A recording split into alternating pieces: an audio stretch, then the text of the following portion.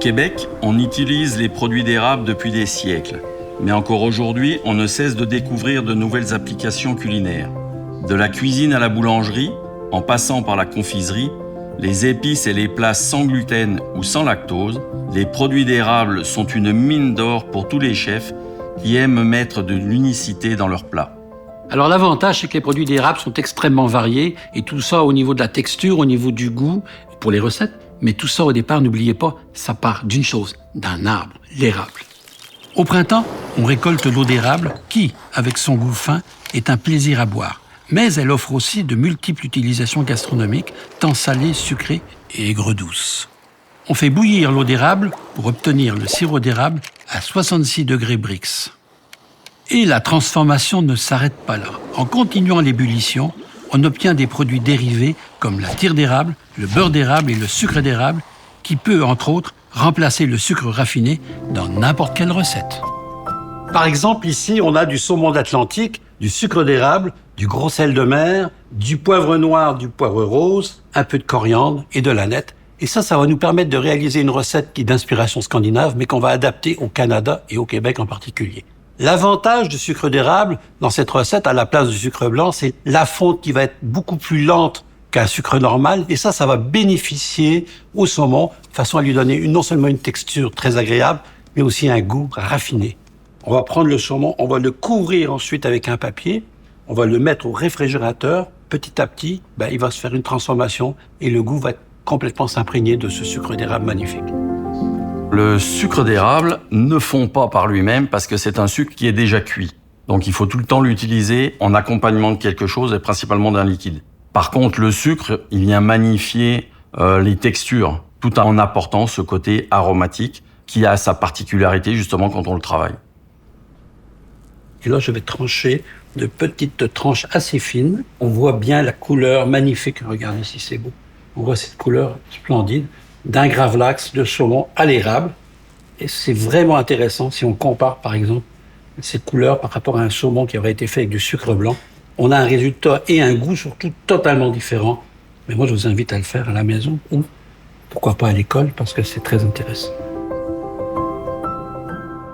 Donc, réalisation d'une crème glacée au sirop d'érable et sucre d'érable. La particularité de cette recette, c'est de remplacer le sucre saccharose par le sucre d'érable et le sirop d'érable.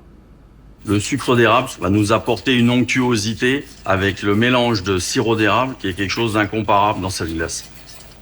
Et on va transvaser le mélange pour le mettre à refroidir. Donc 4 heures viennent de s'écouler. La crème glacée est à maturation.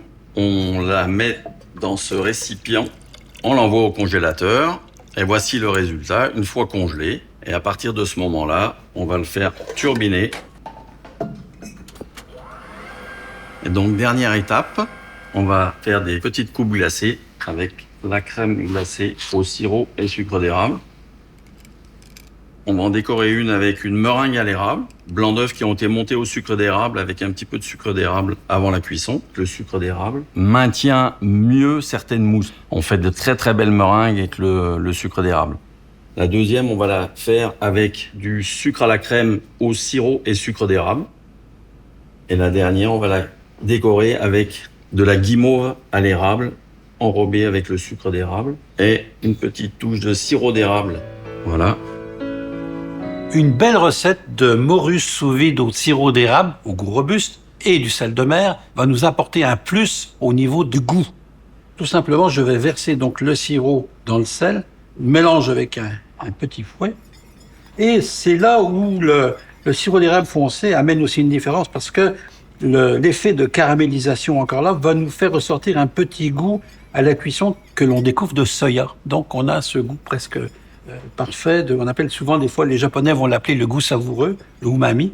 Et je vais tout simplement ici badigeonner amplement, on n'hésite pas, on en met. La pénétration va se faire avec le sous-vide et c'est ce qui va permettre de bonifier ce poisson. 24 heures plus tard, j'ai sorti du réfrigérateur donc la morue sous vide. Et bien voilà, la cuisson, regardez, j'ai coupé la morue en 2 parties. Donc on va cuire une partie tout de suite. Et je vais utiliser pour la cuisson un mélange beurre-huile pour aller chercher une caramélisation additionnelle. On n'oublie jamais que la caramélisation, c'est ce qu'on appelle aussi l'effet Maillard, c'est ce qui rehausse le goût. Donc la réaction de Maillard, comme tout le monde le sait, ou presque, c'est le brunissement des aliments quand on les fait cuire. La particularité avec le sirop d'érable ou le sucre d'érable, c'est qu'il faut faire encore plus attention parce que le sucre d'érable a une tendance à caraméliser, voire à brûler très très vite. Tout simplement parce que le sucre est un produit qui a déjà été cuit. Donc la réaction de Maillard, elle a déjà eu lieu à un moment donné. Il y a une jolie caramélisation, regardez pas trop, mais impeccable. Et ça, je dépose tout simplement la morue dans l'assiette de service. Et là, on va savourer pour avoir du plaisir. Bon appétit. Les 4 classes de sirop d'érable, par rapport à la réaction de Maillard, plus le sirop est foncé et plus cette réaction est rapide. Quand on utilise le sirop d'érable clair, la réaction sera beaucoup plus lente à venir. Par contre, quand on utilise le sirop le plus foncé, la réaction se fait beaucoup plus vite.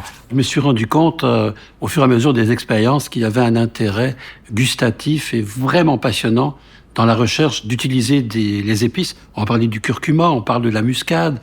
Toutes ces épices vont ressortir encore plus lorsqu'on va les chauffer et que l'on ajoute soit du sucre d'érable ou encore du sirop d'érable. Et là, je précise, peu importe la graduation du sirop d'érable, que ce soit du sirop clair ou du sirop plus foncé, on a toujours cet effet de caramélisation qui va bénéficier aux épices. On a la même réaction qui va se passer, encore là, l'effet Maillard, et on a la même réaction qui va se passer avec les champignons lorsqu'on torréfie les champignons. Préparation des écorces d'orange confites au sucre d'érable. Donc le principe, c'est de faire un sirop avec de l'eau, le sucre d'érable, et on va porter le tout à ébullition. Ensuite, on va y ajouter 2 gousses de vanille et une petite douceur du Québec qui s'appelle le mélilo. C'est une essence d'une petite fleur d'ici. Et la particularité du mélilo, c'est un exhausteur de goût au même titre que la vanille qui vient renforcer le goût du sucre d'érable. Une fois que le sirop est à ébullition, on vient y plonger les écorces d'orange, ce qui va nous donner des écorces d'orange qui auront vraiment une douceur, une rondeur, mais ce côté très boisé du sucre d'érable. Dernière étape, on va prendre les écorces qui ont été confites pendant 6 jours. On les a taillées en lamelles. Maintenant, on va les tremper simplement dans le sucre d'érable. Alors, l'érable, lui aussi, est un exhausteur de goût parce qu'il a ce côté justement très naturel. Et c'est ce qui fait que ça vient mettre en exergue plein d'autres aromates dans les différentes compositions de recettes avec lesquelles on peut l'utiliser. Alors l'érable est un excellent substitut dans les recettes où on utilise habituellement du lait et des produits avec gluten puisqu'il n'y en a pas. Donc on va utiliser dans la recette d'une crème anglaise, par exemple, des jaunes d'œufs notamment, on va utiliser du sirop d'érable et pour compenser la matière grasse du lait, eh bien on ajoute à ce moment-là un beurre de cacao qu'on va retrouver dans le commerce un peu au niveau des professionnels. Bien sûr, le rôle du sirop, c'est de remplacer le sucre. Alors on a ces éléments qui vont permettre, en cuisant, d'avoir une crème anglaise. Et regardez ce qui est intéressant quand on fait une crème anglaise comme celle-ci. Non seulement elle est bonne pour les gens qui ne peuvent pas consommer ce qu'on a dit, mais aussi elle est parfaitement nappante pour mettre sur un gâteau, pour mettre sur une crème glacée.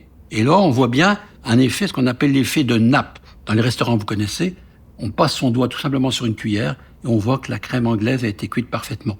La graduation du sirop n'est pas non plus un handicap. Vous pouvez utiliser un sirop doré au goût délicat ou un sirop plus foncé au goût robuste. Et là, vous aurez une crème anglaise qui sera un peu plus corsée, mais ça va donner le même résultat en finalité.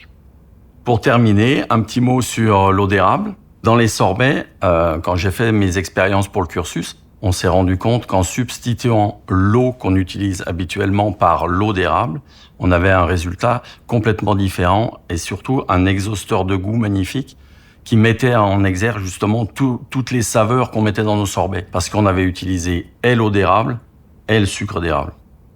Donc là, on a fait une infusion avec du thé du Labrador. Les 2 premières sont faites avec de l'eau minérale, une naturelle, une avec du sucre. Et la dernière avec de l'eau d'érable. La particularité, c'est que l'eau d'érable, ayant une partie déjà sucrée, amène là aussi un côté texturé différent des 2 autres et qui est là surtout pour contrebalancer le côté amertume du thé du Labrador. Que ça soit le sirop, le sucre ou l'eau, on a cette petite partie boisée qui revient en arrière et qui se marie très très bien avec les infusions. Et maintenant, il reste plus qu'à déguster.